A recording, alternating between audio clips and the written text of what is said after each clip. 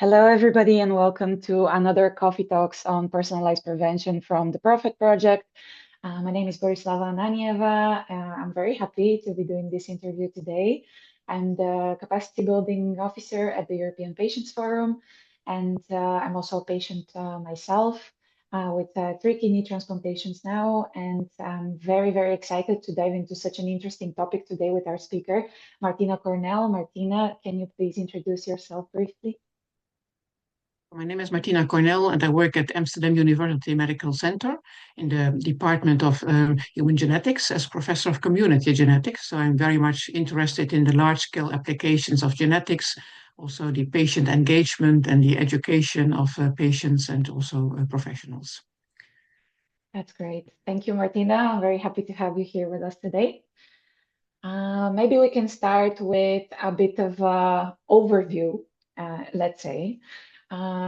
In the previous episodes, we have already discussed what is a genetic passport, why is personalized prevention necessary to begin with. But today we want to focus a little bit more on a few of the leading conditions that are causing death around the world in recent years, and that's cancer and cardiovascular disease. So if you can please explain to us how can genetics play a role in the prevention of cancer and cardiovascular disease?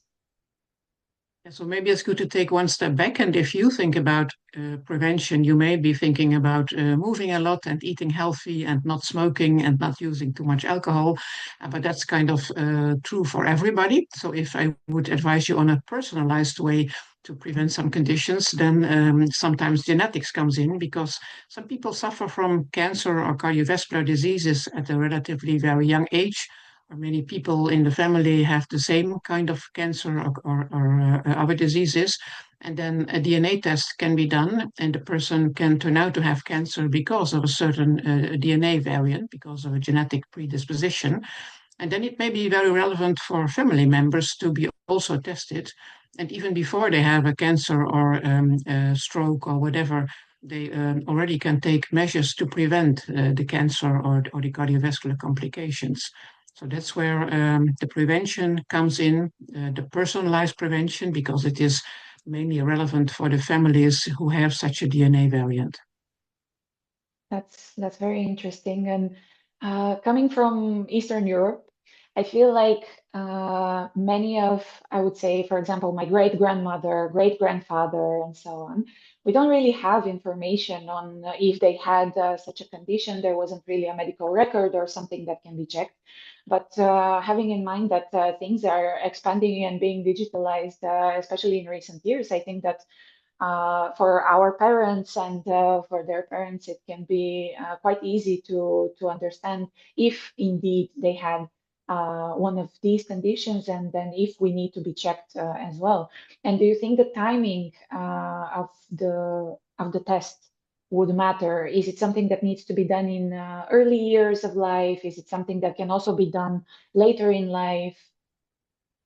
It can also be done later in life. And as you are speaking about families who did not know about something being in their family, Yes. like if you have a colon cancer, then now often the pathologist will already look in the colon cancer, whether that might be something caused by a DNA variant. Or if you have a very high cholesterol level, then also at that point in time, the primary care physician today can think of a DNA variant. So even if you are from a family that hasn't done any DNA tests yet, then it might be possible to do that today. And then at any age, it can be useful because it might prevent the next cancer. Like in the case of colon cancer, then it might be indicated to keep surveillance and have colonoscopies to avoid the second polyp becoming a cancer. Or in the case of a very high cholesterol, you could take medication to keep that somewhat lower.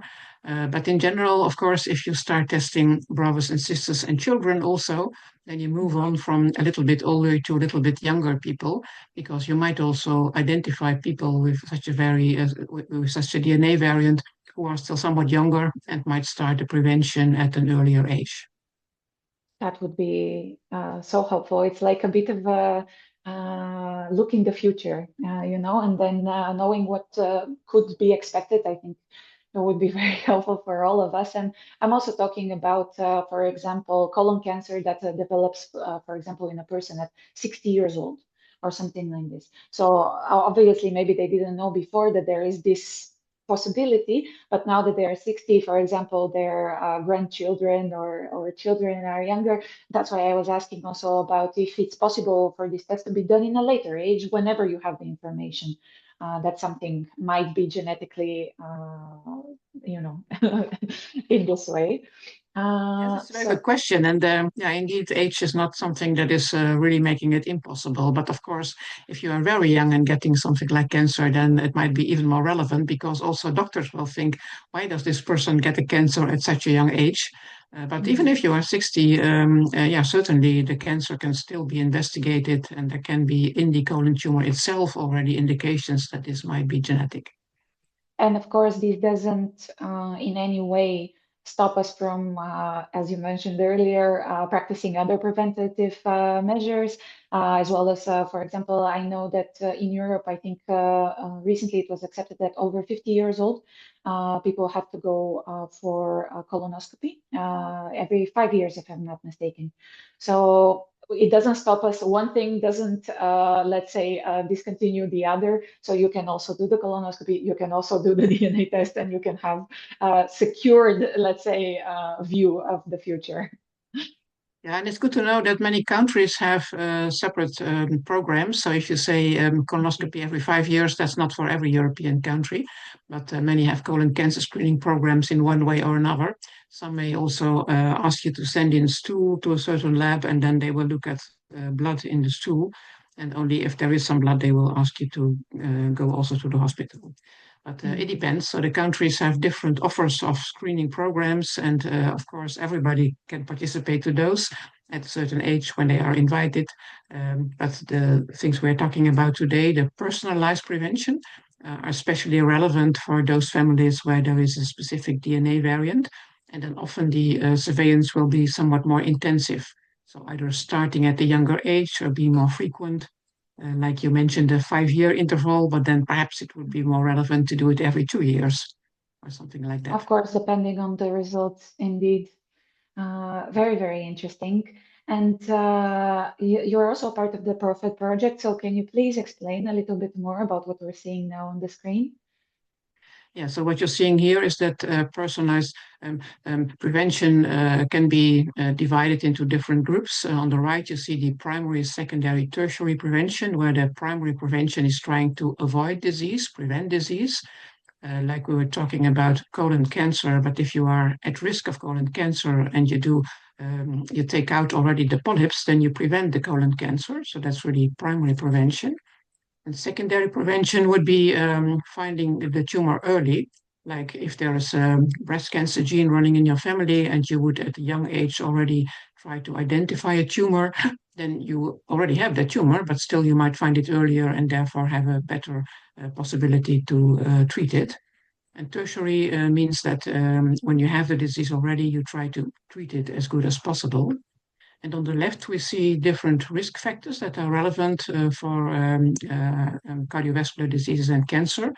And we discuss the individual behavior, like moving a lot and like eating healthy.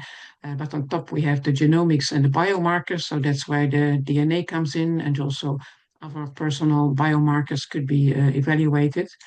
And then we also see the environment or societal, and there, for instance, also the healthcare systems come in, which are different in many European countries. So how things are organized could be different in, say, Eastern European or Western European, but even it can differ between the Netherlands and Germany and England. So, well, if the environment is somewhat different, for instance, the healthcare system, then it may also be relevant for patients to think about whether this is suitable for them or whether they need to ask for a little bit different healthcare, which then might be personalized. So prevention is sometimes the same for everybody, but today we mainly speak about where you may want to take the initiative to ask for something a little bit different because it's personalized. That's great. And I can see also in the bottom that we have all the different, let's say, stakeholders. And I was wondering because as a patient myself, if I consider doing such a test, I would also like to know where this information goes and who has access to it. So do you have, I guess it's also different for each of the European country members, but do you have a overall, let's say, I mean, I guess GDPR also applies there, and then there is, of course, the biometric material kind of coverage for this. So hopefully the Yeah, information so is, yeah, yeah. please. So you see under the box in the middle, citizens or patients. So if we start from thinking about a patient who goes to a hospital with a very personal question, then often Mhm. the information of that patient remains in the hospital and with the person treating that patient. But if we go to the right, then researchers could ask a specific question, and if they look for a group of patients they want to collaborate with, they might ask you for informed consent to use either your tissues or blood or DNA, or to ask questions, for instance. And then if it's something that needs to be developed a bit further, like a treatment or like a test, then companies come in. And in healthcare, we work a lot with companies because we don't make the tests ourselves, but often they are sold by companies. And for treatments, the same is right. The same is true. And then if we want to offer something new in healthcare, of course, it's important that this is reimbursed, that it's not the patient paying himself or herself. So the insurance companies come in there who have to pay for whatever is useful in healthcare. And the discussion of what is useful or not so useful is often carried out by healthcare professionals. So they think about what could be useful and what might be changed in healthcare in due time. And if something is new and needs to be developed further, we need funders for research and innovation. So that's quite at the right. When you think about a new treatment, then first the researcher develops a proof of principle, and then a company often has to do some more work to really try this new treatment at a large number of patients. And that's why the funders come in. And then we go again to the left. If we start again from the patients, we see the decision makers. So if, for instance, something new is possible in theory, a decision must be made whether that is added, for instance, in the reimbursement package, or whether it is allowed in a certain country. And there the health authorities come in. So they decide whether something would be allowed or even advised in a certain country. And Profit is a European project, so that's why also the European Commission is here. They decide about, for instance, funding, research funding, but also about the policy agenda, for instance, on cancer prevention. So they may also think about how we can improve in all countries in Europe certain aspects of healthcare, such as cancer screening. That's very interesting. Thank you for breaking it down for us. I think it's very good to have a bit of an overview on the whole process. And then moving on to our next question, we have what are some examples of personalized prevention coming from the cancer and cardiovascular areas? Yeah, so maybe it's good to already now move to the next slide because there we have some examples. So when you think about cancer, often say 5 to 10% of the cases are related to one specific gene where there can be a variant that is causing a relatively high risk. So if it's one gene, we can call that monogenic, meaning that one variant in a gene is causing a very high risk. And then these are subtypes of common conditions because conditions like breast cancer, colon cancer, heart diseases are common. They occur very often, but part of them are related to those variants in a gene. And then BRCA are breast cancer genes, the BR relating to breast and the CA to cancer. If here it looks like one abbreviation, there are still different types of BRCA genes. But anyway, if then in one person who has breast cancer, such a variant in a gene is identified, when we look to the right, you see that this index person can have brothers and sisters and children and parents, and some of them may also carry that same gene variant. And for those family members, it can be quite relevant to know that they are also carriers of such a gene variant, because then they can have surveillance measures at a younger age. For instance, this index has a daughter. If the index is, say, 65, if she has breast cancer for the first time, but her daughter might be 20 years younger or even more, there might be a reason for the daughter to start already breast cancer screening earlier. So that's why a DNA test for those family members could be quite relevant. And in the case of breast cancer, we see also some men in the pedigree. They often don't develop breast cancer, although it's not impossible, but they may have children again who might also be female. So testing men for this breast cancer is also very relevant. And then moving on to the next example, we already spoke about colon cancer. Still the previous slide, please. Sorry. Can we still go? Yeah. We spoke about colon cancer already earlier, but Lynch syndrome is the most frequent genetic subtype of colon cancer. And there, when we think about one person having a colon cancer and the pathologist saying this could be a genetic form, then in that person again, a DNA test could be done to find out if the colon cancer is a genetic subtype. And again, the family members could be advised to also take a DNA test. And if they test positive, to also have surveillance earlier, which in this case might be colonoscopy, as we talked about. And then the next example, I will have a separate slide about, but we'll move on to that one just in a minute. That's familial hypercholesterolemia, meaning that you have a very high cholesterol due to just one variant in a gene. And in general, when you think about this kind of genetic conditions, DNA tests can be positive in relatives in 50% of the cases, because often it is autosomal dominant, as we call it, meaning that for each step in the pedigree, there is a 50% risk, which is quite high and which makes it worthwhile to also ask for a test. And if it is positive, to also apply those preventive interventions. We move on to the next slide with the familial hypercholesterolemia. Because what is important there is when one person has high cholesterol, you really need a programmatic approach to really identify who is at risk. And inviting those brothers and sisters and children can be called cascade testing, which is a difficult word for, in a systematic way, asking all brothers and sisters and children to also come and have a DNA test. Of course, it's only a question, and if they say, I don't want, then that's fine. But still, a very active offer can be worthwhile. And in these pictures, you can see results of 20 years of follow-up in these families with FH, familial hypercholesterolemia, in Amsterdam. So if the scientific evidence was very good, you could start really having such a program, inviting children. And when we look to the figure on the right, we see, first of all, the cardiovascular events, where the parents in 40% of cases already had a first heart attack or stroke at the age of 40. But out of the children who were treated with simple statins or cheap medication, only one of them also had a cardiovascular event and needed a stent. And when you look to the right, there you see that 10% of the parents already had died at the age of 40, and of the children, nobody died. So identifying these children and following them up and giving them statins to really keep their cholesterol levels low is very effective in this case. So here you also see that the scientific evidence has been collected, large studies have been done, which might then convince people in other countries that this is a good idea.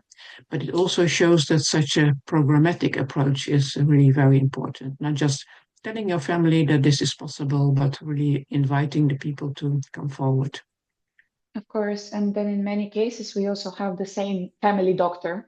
Let's say the GP is the same for the whole family. So once something like this is identified, it can also be the role of the practitioner to say, hey, maybe we should check the whole family and so on.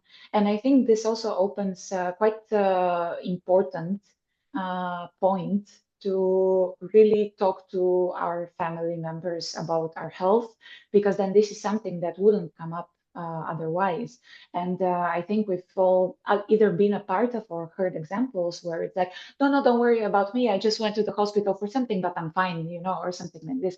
Whereas in reality, if you're not going to do it for yourself and, I understand that many times we don't want to really scare, let's say, the family members with what's happening with our health.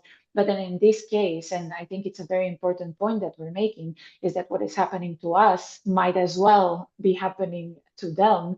And then if there is any option to have early treatment and prevention for something like this, that would be just amazing. And by talking about this and by also discussing with your general practitioner, you're not only there to look after yourself, but you're also looking after your family. And I think it's You're quite an right. important Yeah. point that we need to Yeah. take away from this. And some people speak about family health history.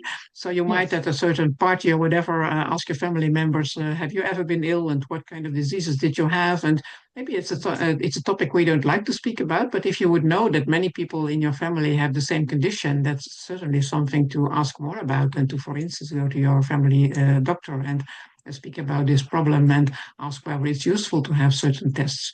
And the of example we now course. have on the screen is a very clear example, but also other conditions could apply the same. Yeah.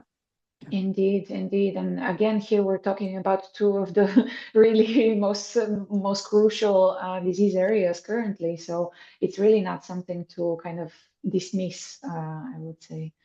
No, Very you're right. interesting. Thank you very much for this. And then my next question is, what is an example of a cancer treatment that needs to be personalized to prevent side effects? So as we know, there's a lot of, obviously, there is always going to be a side effect to any type of medication. But then here we're really talking about serious treatments and serious side effects. So if you can please elaborate a bit more on this.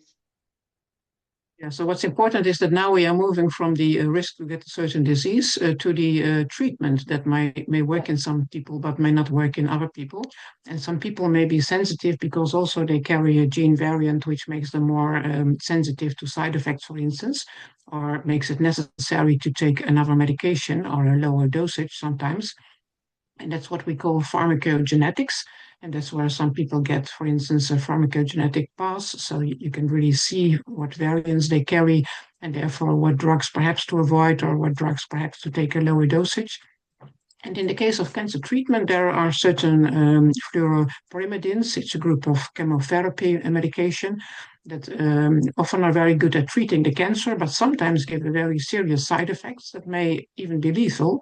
So in Mm. that case, you would not die of the cancer, but you would die of the treatment, which is definitely not what we want. So before giving that kind of medication, it is important to do a DNA test to see whether you are sensitive to getting that side effect.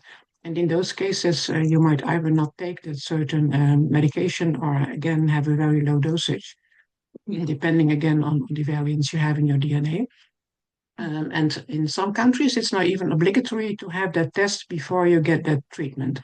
So you cannot get your pyrimidines, that's that chemotherapy treatment, before you have the result of your DNA test for sensitivity of this treatment. And And there again, this needs to be in our health systems. So if you go to the hospital to be treated for these cancers, then somebody has to check first whether indeed the test has been done.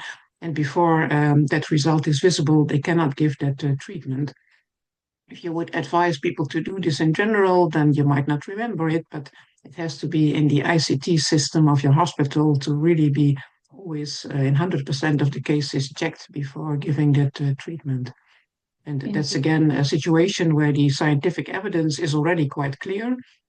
So everybody in Europe could know that this is a good idea and that there is a lot of scientific evidence. But the difficulty today is to really get that everywhere implemented. So Mm. everybody should do it also in the hospital before the nurse is really asking the patient to sit down in the daycare, for instance, to receive that chemotherapy. She first should have to check whether indeed the test has been done. Mm. Very interesting. And do you know how much time it takes to receive the result of such a test? Because then I know that in a lot of cases, especially when we're talking about cancer, it's really time is of the essence, as they say. So I imagine, and then I know that for quite a lot of the genetic tests, there's a few months until the results come out. I'm not sure if there is any way to kind of speed this process along, if it's a very serious and urgent case or not. But I imagine that in many of the situations, time is really of the essence, and maybe the amount of time that needs to be waited until the result is received is a bit crucial for starting the actual treatment. Yeah, so when you mention months, then probably you think about some DNA tests that have been done in the past where it took a very long time. But indeed, this kind of tests need to give a result very fast. But then still, sometimes the blood has to be sent to a specific lab that does the testing and has to be received back to the place where you received the treatment. So it may still take days. And in some cases, it may not be run every day, but because it is a somewhat expensive test, it could be run, say, every few days or twice a week or something like that. But that does imply that the oncologist who sees the patient first and who makes a plan and who thinks we're going to give this chemotherapy most likely within the next, what is it, weeks or so, might want to ask the test a bit early onwards, like at the time of diagnosis of a breast cancer or a colon cancer. But you're right that then time is of the essence. So if this would be a test for which you have to wait for weeks or months, then it's not useful. In general, for DNA testing, people are trying to speed up the process and to make any DNA testing faster. So many of the tests we just spoke about for Lynch syndrome and BRCA, if you know what's running in your family, then the result can be there already within weeks, so not any more months. But the first test that is done can sometimes be a very broad test where you really have to look at all cancer genes, and it still may take a bit longer to really report for the first patient in the family what the variant of relevance is. But then again, also many European countries are now scaling up the capacity for DNA testing. So if in the past this was a test, a DPYD test is what we're speaking about, that could be a test that's just done in a few places, but nowadays, quite a lot of labs can do the tests, and in general, in many European countries, it would be available, say, within 100 kilometers or within many hospitals. So it should be available within days. Yeah. That would be fantastic if possible, really.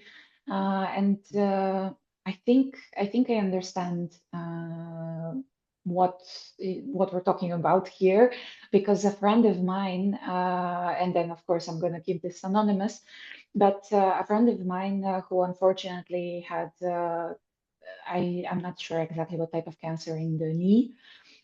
He had to get a chemotherapy treatment. He went to Germany for this chemotherapy treatment. They started it. Everything was going well. And obviously, they could see that the cancer is being directed somehow by the treatment. But then he had a huge side effect where his kidneys just fully stopped working during the chemotherapy treatment. So then he's finding himself in this very awful situation where he's undergoing currently chemotherapy, but he also has to start going on hemodialysis because his kidneys aren't really processing anymore.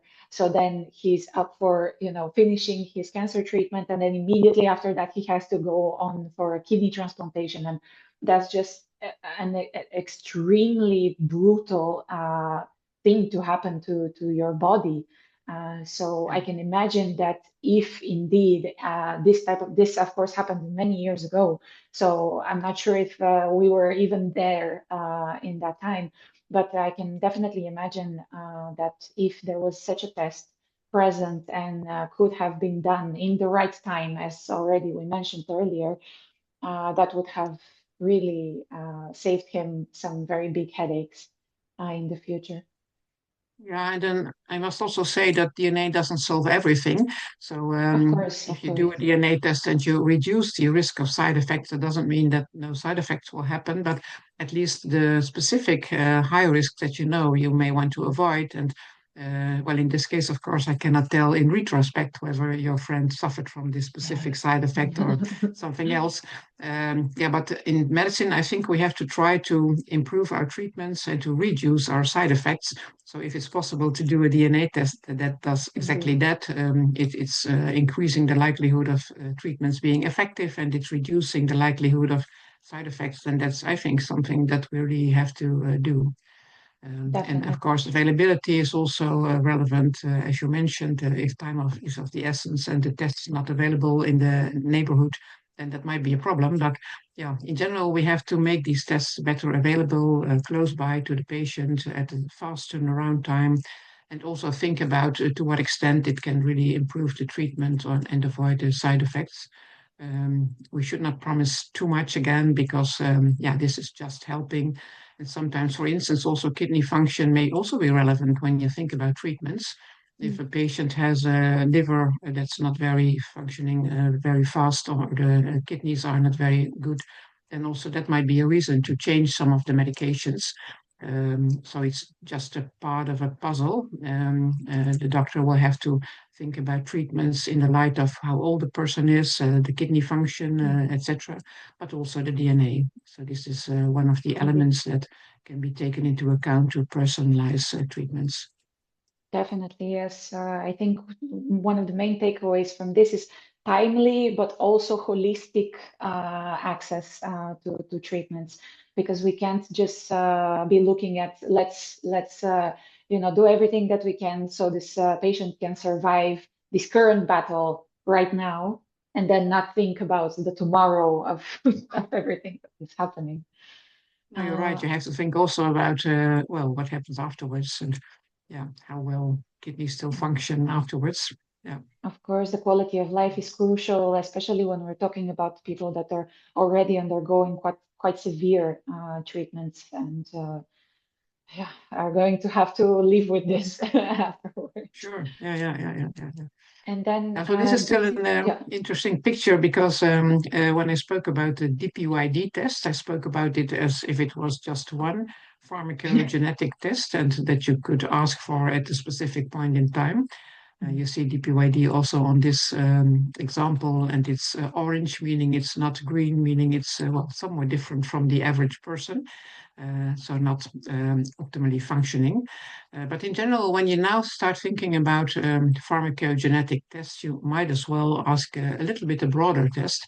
And if you get one certain drug for which it's useful to do a pharmacogenetic test, then it might be just as expensive or just as easy to look at, let's say, 10 genes. And in this example, this is from Rotterdam, they already are making these pharmacogenetic profiles for more than 10 years. And if there is one reason to do such a test, they would give a bit a broader profile. So for the next medication that you need, you might find already information on this card to see whether it's, well, dangerous to use it or not. Now it's still a card. This is a 10-year-old card. Today they also put that in a kind of an app that people can carry on their mobile phone. So it could also be in the electronic patient record. But there, then you have to really organize the electronic patient record in a way that they can incorporate this information and also incorporate the warning systems. of Now, course. if you look at the very last line of this card, you see a red one for FICOR-C1, which is linked with clotting. So if all of a sudden you need a medication to reduce clotting, then for this person, he or she might be very sensitive to that kind of medication. So it's good to be warned. If after your stroke, for instance, people start giving you something anti-clotting, then that might be very dangerous for this person. So if first they did a test for the DPYD, then it's good to remember that there could be more sensitivities. Of course, that would be crucial information, I imagine, for the quality of the person continuing forward. Then we're moving on to one of our final questions. What do you think would be the necessary next steps to make these tests more available? Because already, as we are discussing the previous questions, even when we're talking about the electronic patient record, I really feel like it's, first of all, obviously, it's not the same in every EU member state. And then second of all, I really feel like in some EU member states, the electronic health record is much more advanced and available rather than in others. So do we need, for example, more health literacy in terms of healthcare providers? Do we need more health literacy in terms of patients, general public? What do we need, in your opinion, of course? Yeah, we need all of that. So yeah, one element is that in many countries these things happen sometimes, but not always. So if you have a physician thinking about DNA testing for a certain purpose, then it could be one physician thinking about it and somebody else not thinking about it. So we need to do this really in a systematic way. And the electronic health records could be an important way to really do that, because there could be warnings saying this colon cancer patient has a pathology report that says it could be genetic. This breast cancer patient is very young or has a type of breast cancer that makes a genetic background quite likely, or this person is going to get a treatment that makes it relevant to first do a pharmacogenetic test. And then once you have these results, for instance, of the pharmacogenetic testing of 10 genes, then you could upload that in the electronic patient records and flag whenever you would want to give medication that is problematic for this person. But of course, all of that has to be built in the systems. So it's really not something that you can think of from a scientific perspective only, but you really need to think of that implementation perspective as well. And there it helps, of course, if there is some health literacy, genetic health literacy with the persons working in healthcare, but also with the patients. So if, as European Patients Forum, you think about what is going right in one country and not so good in another country, your voice can be heard in politics to really help improve our health systems everywhere in all European countries. And again, sometimes it may be possible in one setting and not in another one, and it may take a bit longer in another country, but the voice of both patients, doctors or other healthcare workers, politicians, etc., all are relevant. As we saw in one of our first slides, there's many actors, many stakeholders that all are somehow engaged in this personalized prevention. And it's not only the scientists that have a good idea, but really implementing that in our healthcare systems is a very big challenge. And there, this literacy is extremely important, and also taking some responsibility as patient organizations to go to the policymakers in your country, which perhaps have not thought of this already or still need to organize it to be implemented in the healthcare systems. So yeah, it's a responsibility of many, and there's many next steps to be taken, but especially that programmatic approach and all these stakeholders being involved is something that we learned in the Profit project. Definitely very, very valuable information. And I'm sure that the resources that you've managed to create are going to be used in the future as well as a reference point for what we can only hope is going to be one very well functioning, overarching, holistic system that can really prevent and help people to live their best lives in the future. I can imagine that it's going to be quite difficult to reach something like this. But then at the same time, even the fact that we're here now talking about it and spreading more awareness, I'm sure it's one of another grain of sand, let's say, in the ever churning future. So I really hope that this can help. And then speaking of the Perfect Project, already you mentioned that you also have quite a few fact sheets that are breaking down this type of information into a more easy to understand way for patients and general public. Do you want to add something else about the fact sheets? Yeah, so it's just one grain of salt or sand, and if many people would read these fact sheets and try to use them in their own practice, that would be very useful. So some of the things we talked about will be in the fact sheets and some other examples as well. And again, we need many stakeholders to read the fact sheets and to do what is proposed in the fact sheets and to talk with their policymakers in their countries about how to move this onwards in all European countries. Yes, that would be ideal indeed. Thank you very much, Martina, for this conversation. It was really interesting and I think quite helpful. I hope also for those of you listening to us, it has been something that is of interest. And if there is a takeaway message from today's session, it is also don't be afraid to discuss your health history with your family. We know it's not a very comfortable topic. We know it's not a very easy, to discuss, but you're discussing also potentially preventing something big in the future for your loved ones, and it's really worth the shot, let's say. So thank you again, Martina, for joining me today, and we'll see you in one of our next interviews from the Prof at Coffee Talks. See you soon.